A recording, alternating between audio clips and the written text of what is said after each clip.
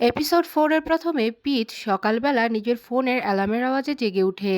আর উঠতেই নিজের সামনে তিনজন বাটলারকে দাঁড়িয়ে থাকতে দেখে সে শক খেয়ে যায়।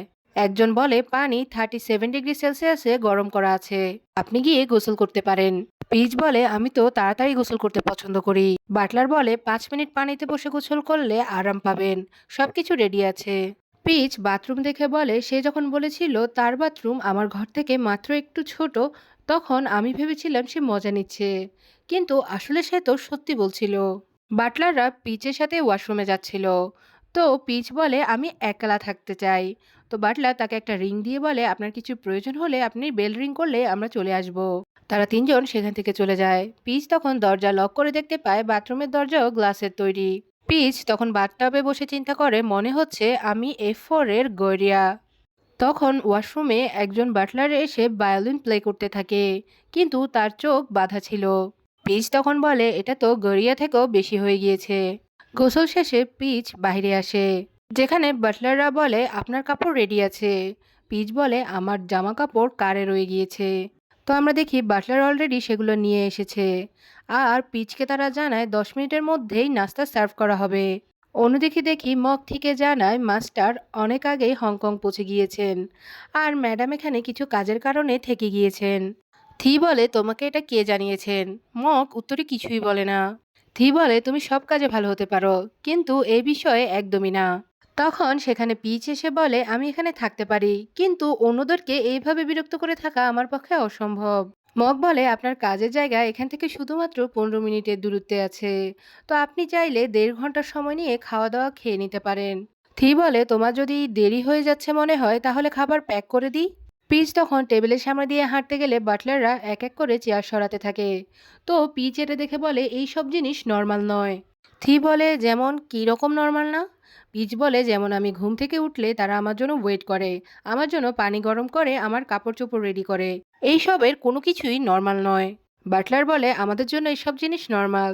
তখন পিচ বলে আর ওই বাথরুমে যে ভায়োলিন বাজিয়েছিল সেটাও কি নর্মাল? থি বলে না, সেটা মোটেও নর্মাল না। পিচ বলে মিলিটারি ট্রেনিংয়ে আমি নোংরা পানি দিয়ে 2 মিনিটে গোসল করে রেডিও হয়ে নিতাম।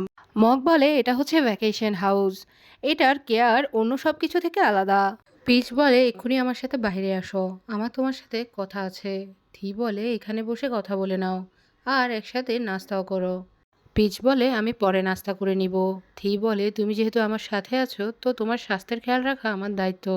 পিচ তখন একটা কেক তুলে নিয়ে খেতে থাকে, আর বলে আমার নাস্তা করা হয়ে গেছে। এরপর সে থিয়ের হাত ধরে টেনে সেখান থেকে বাইরে নিয়ে চলে। পিচ বাইরে এসে বলে গতকাল রাতে অন্ধকার থাকার কারণে আমি বুঝতে পারিনি তোমার বাসা আসলে এত বড়। থি বলে তুমি কি চাও এটা আমি ভেঙে ছোট আকার করে দিই? পিচ বলে নিজের ইমোশনে কন্ট্রোল রাখো। পিচ বলে গোসল করার সময় কি আসলে এত মানুষের প্রয়োজন হয়? তখন থি বলে হ্যাঁ। পিচ বলে আমার লাগবে না, এই সব কিছু আমি একাই করতে পারি। থি বলে এটা তো তাদের কাজ। পিচ বলে এর থেকে ভালো হতো যদি আমি ওই হোটেলে থেকে যেতাম যেটা আমি বুক করেছিলাম। থি বলে আমি শুধু তোমার খেয়াল রাখতে চেয়েছি।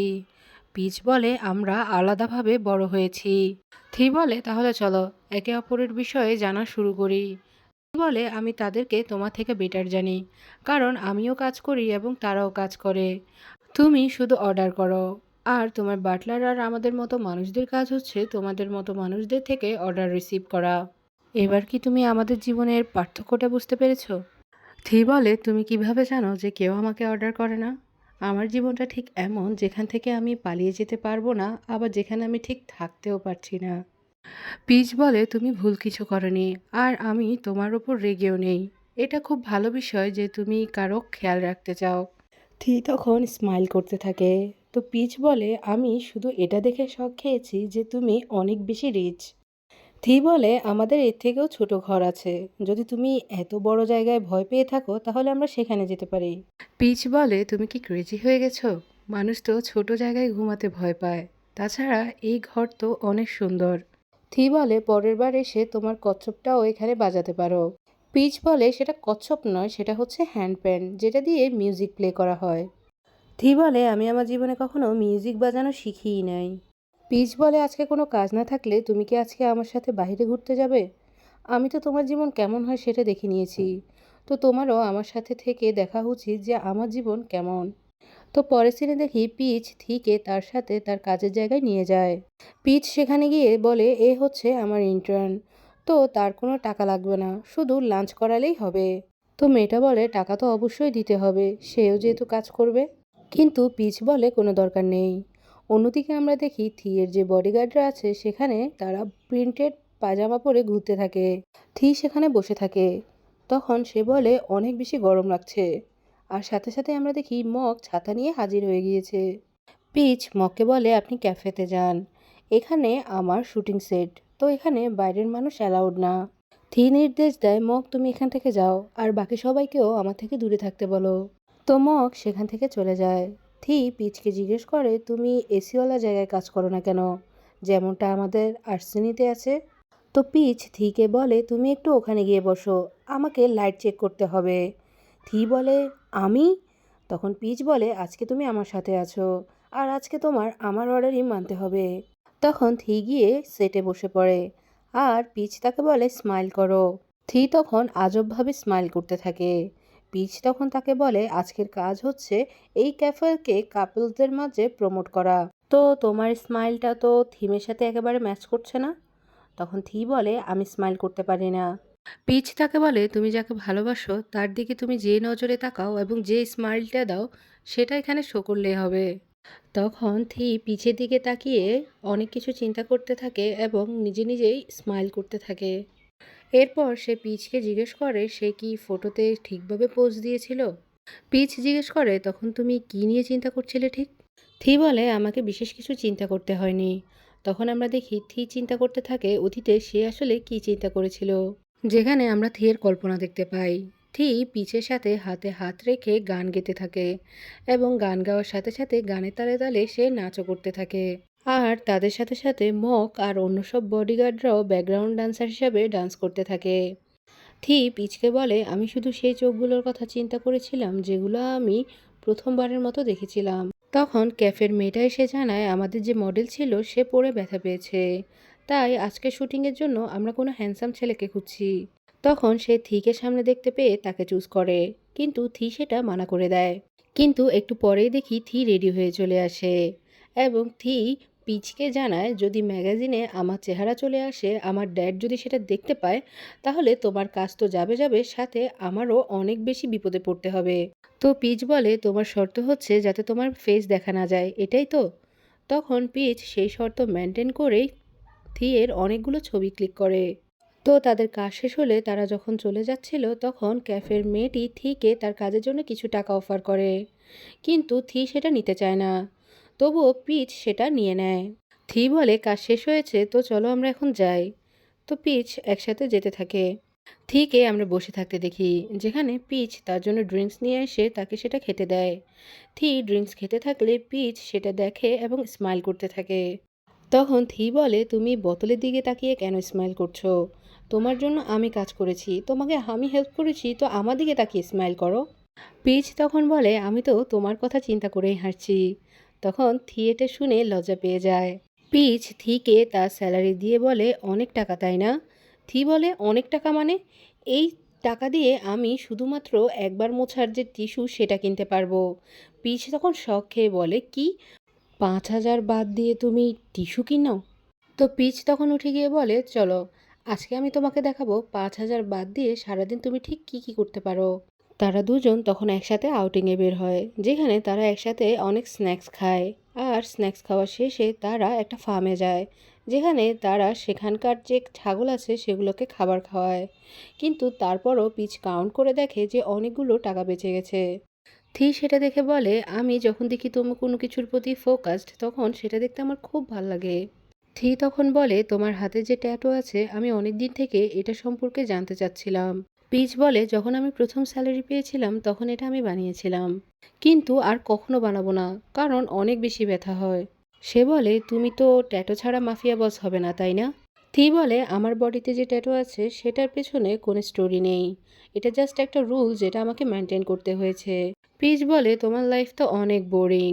থি বলে কিন্তু আজকে তোমার সাথে আমি অনেক বেশি ফান করেছি। পিচ বলে দিন তো এখনো শেষ হয়নি। তখন পিচ থিকে নিজ হাতে খাইয়ে দেয়, কিন্তু থি সেটা না খেয়ে বলে আমি এখন ডায়েটে আছি। তারপর তাদেরকে আমরা ড্রয়িং ক্লাসে যেতে দেখতে পাই, যেখানে থি পিচের ড্রয়িং করে, যেটা দেখতে অনেক বেশি ফানি ছিল।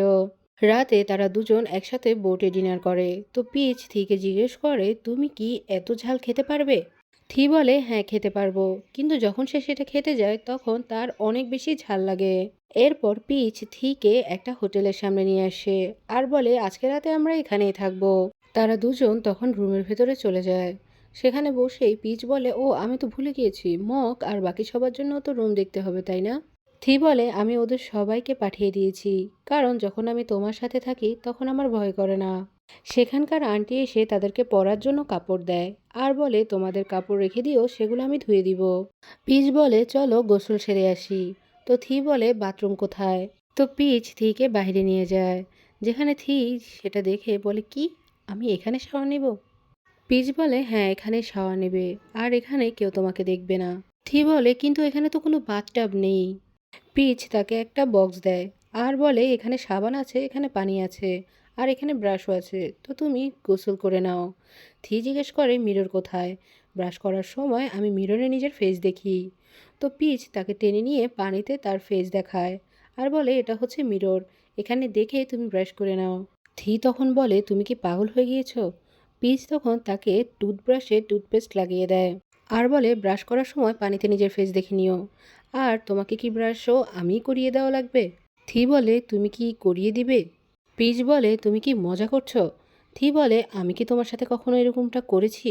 পিচ তখন থিকে ব্রাশ করিয়ে দেয়। থি তাকে জিজ্ঞেস করে, আমার দাঁত কি সাদা? তখন পিচ বলে, অবশ্যই। আর এরপর পিচ রুমে গিয়ে শুয়ে পড়ে। আর তখনই সে থিয়ের অনেক জোরে চিৎকার করার আওয়াজ শুনতে পায়। পিচ সেখানে দৌড়ে গিয়ে দেখে সেখানে একটা ককরোচ। তখন সে এক লাথি দিয়ে ককরোচটা সেখান থেকে ফেলে দেয়। পিচ তখন অনেক হাসতে থাকে আর বলে, এটা তো অনেক লজ্জার বিষয় তাই না? থিরাকিট কিয়ান লি, যে কিনা আর্সেনির মালিক, যে একজন মাফিয়া বস, সে কিনা সামান্য একটা তেলাপোকাকে ভয় পাচ্ছে। থি ভয়ে পিচের কাছাকাছি এসে যায় আর তখন তারা একে অপরের দিকে চেয়ে থাকে। পিচ তখন থিয়ের ট্যাটু দেখতে পায়। সে বলে, তোমার ট্যাটু অনেক বড়, এটা যখন বানিয়েছিলে তখন হয়তো তোমার অনেক কষ্ট হয়েছিল তাই না? থি বলে, হ্যাঁ কষ্ট হয়েছিল, কিন্তু এখন ব্যথা পেতে পেতে আমার এটা অভ্যাস হয়ে গিয়েছে, তাই আমি এটা আর এখন ভয় পাই না।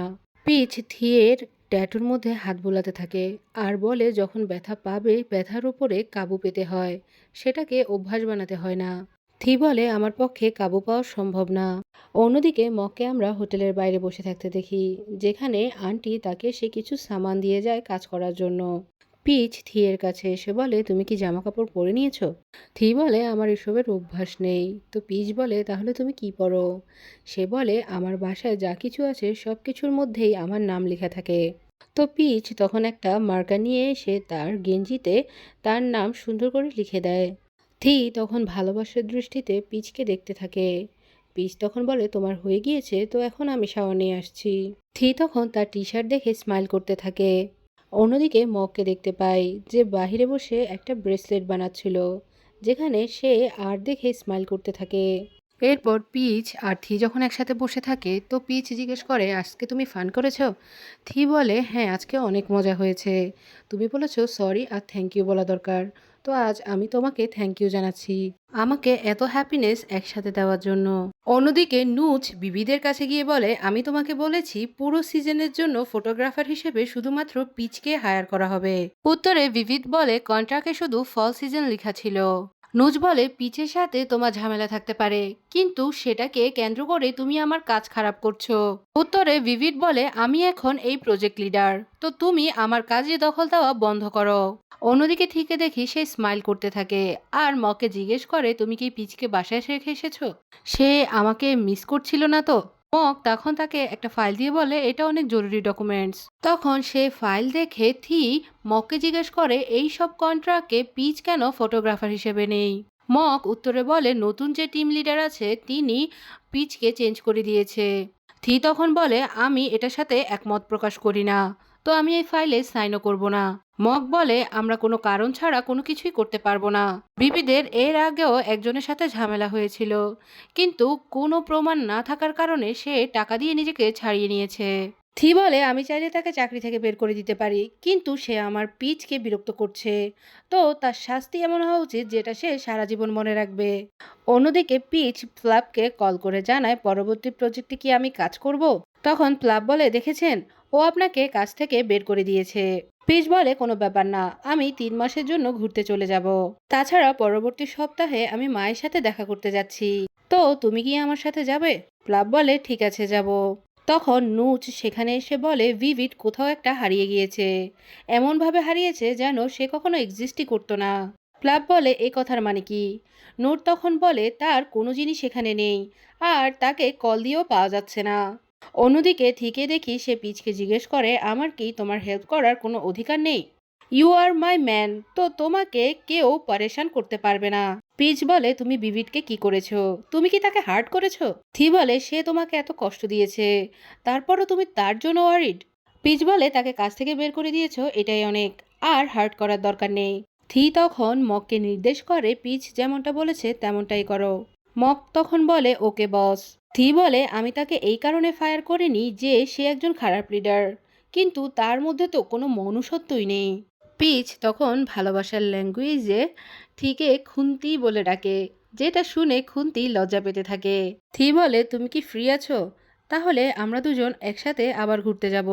তখন পিচ বলে আমি আমার বোনকে সাথে নিয়ে কোথাও একটা যাব। থি বলে তাহলে ঠিক আছে, তোমার বোনকেও নিয়ে চলো। পিচ বলে তুমি পাগল হয়ে গিয়েছো, যদি আমার বোন জানতে পারে আমি তোমার ক্লোজ তাহলে সে তো অজ্ঞান হয়ে যাবে। থি তখন পিচকে মানাতে থাকে, কিন্তু পিচ বলে না, আমরা অন্যদিন অন্য কোথাও ঘুরতে যাব, আর আমি তো পরবর্তী 3 মাসের জন্য ফ্রি আছি। থি বলে সেটা কিভাবে? আমি তো তাকে কাজ থেকে বের করে দিয়েছি। পিচ বলে তোমাকে কি কেউ বলে নাই যে বিবির যাওয়ার আগে নতুন ফটোগ্রাফারের সাথে কন্ট্রাক্ট সাইন করে নিয়েছে? থি তখন মককে কিছু নির্দেশ দিবে কি তখনই পিচ তাকে থামিয়ে বলে প্লিজ তোমরা দুজন আর কিছু করো না। আমি নুচ থেকে জানতে পেরেছি ওই ছেলেটা তার আগের জব ছেড়ে এখানে চলে এসেছে। তো এখন এই জবটা চলে গেলেও সে কিভাবে কি করবে? থি বলে তুমি সব সময় অন্য মানুষের বিষয়েই চিন্তা করতে থাকো। পিচ বলে সবার কাছে তো আর এত টাকা থাকে না, আর কাজ না করলে টাকা কোত্থেকে আসবে? থি বলে তোমার কাজও তো চলে গিয়েছে তাই না? পিচ বলে এটা তো সেম বিষয় নয়। থি বলে এটা কিভাবে সেম নয়? পিচ তখন বলে আমার কাছে তো আমাকে খাওয়ানোর জন্য তুমি আছোই। থি তখন স্মাইল করতে থাকে আর বলে পিচকে সকল প্রজেক্ট থেকে বের করে দাও, আর তার নাম ব্ল্যাক লিস্টে ফেলে দাও, যাতে করে কেউ কোথাও তাকে কাজ দিতে না পারে। পিচ বলে আমি তো মজা করছিলাম। থি বলে এখন থেকে আমি তোমার খেয়াল রাখবো। তখন পিচ বলে প্লিজ মিস্টার মক আপনি এরকম কোনো কিছু করবেন না, আমি তো শুধু মজা করছিলাম। এটা শুধুমাত্র একটা প্রজেক্ট, বাকি দুটো প্রজেক্টের জন্য আমি আগেই নুচের সাথে সাইন করে নিয়েছি। তো আমরা খুব লম্বা সময় ধরে একসাথে থাকবো। থি বলে বাকি পুরো জীবনও আমরা একসাথেই থাকবো। মক এটা শুনে স্মাইল করতে থাকে। পরবর্তী সিনে আমরা দেখি মক ছুটির জন্য থিকে অ্যাপ্লিকেশন দেয়। তো থি জিজ্ঞেস করে এইবার কতদিনের জন্য ছুটি দরকার? উত্তরে মক বলে এইবার তারা জানিয়েছে 7 দিনের জন্য। থি সেটা শুনে স্মাইল করতে থাকে। তো মক বলে আপনার কোনো জরুরি কাজ থাকলে আপনি আমাকে কল করলেই হবে। অন্যদিকে আমরা পিচ আর প্লাবকে দেখি অনাথ আশ্রমে যেতে। সেখানে প্লাব সেখানকার বাচ্চাদের সাথে খেলছিল। তখন তার মা বলে তোমার মনে আছে ছোটবেলায় তুমি কি বলেছিলে? তখন অতীতের সিনে আমরা দেখতে পাই পিচ তার মাকে শর্ত দিয়েছে প্লাবকে সবসময় যেন তার সাথেই থাকতে দেওয়া হয়। পিচ বলে আমি অনেক বেশি পরিশ্রম করব আর সারা জীবনের জন্য প্লাবের খেয়ালও রাখবো। আমি প্লাবের জন্য অবশ্যই ফেরত আসব। প্রেজেন্টে পিচ বলে আপনাকে অনেক ধন্যবাদ যে আপনি আমার কথা রেখেছেন। মা বলে তুমি তো তার খেয়াল খুব ভালোভাবেই রাখো। তো পিচও প্লাবের সাথে গিয়ে বাচ্চাদের সাথে খেলাধুলা করতে থাকে। তারপর রাতে সিনে দেখি তারা বাসায় পৌঁছে যায়। পিচ প্লাবকে তার কন্ডোতে ছেড়ে দেয় আর তাকে বলে আমি তোমার উপর অনেক বেশি গর্বিত। প্লাব বলে বাসায় পৌঁছে গেলে আমাকে কল করবেন। পিচ সেখান থেকে যেতে থাকে, আর যাওয়ার সময় সে ট্যাক্সিকে কল করে। তখনই পেছন থেকে ভিভিড এসে তাকে লাথি দিয়ে নিচে ফেলে দেয়। সে বলে আমার চাকরি যাওয়া আর আমার জীবনের এই অবস্থার জন্য এই মুহূর্তে তুমিই দায়ী তাই না? সে তখন পিচকে অনেক বেশি হিট করতে থাকে। পিচ কোনো রকম ফাইট ব্যাক করে নিজেকে সেভ করে সেখান থেকে পালাতে থাকে, কিন্তু ভিভিড তার কার চালিয়ে পিচের সামনে চলে আসে আর রাস্তা ব্লক করে দেয়। ভিভিড তখন তার গাড়ি থেকে হকি স্টিক নিয়ে নেমে পড়ে। তখন পিচ সে হকি স্টিক দেখে তার ছোটবেলার স্মৃতি মনে করতে থাকে, যেখানে দেখানো হয় ছোটবেলায় পিচকে তার বাবা হকি স্টিক দিয়ে অনেক বেশি মেরেছিল। বিভিড হকি স্টিক দিয়ে যেই না পিচকে মারতে যাবে তখনই থি এসে গান চালায়, আর সেটা দেখে ভিভিড ভয় পেয়ে যায়। থি তখন পিচের কাছাকাছি এসে বসে তার কানে হাত রাখে, আর তখন সে ভিভিডের উপরে গান চালায়। তখন ভিভিডের হাতে গুলি লাগে।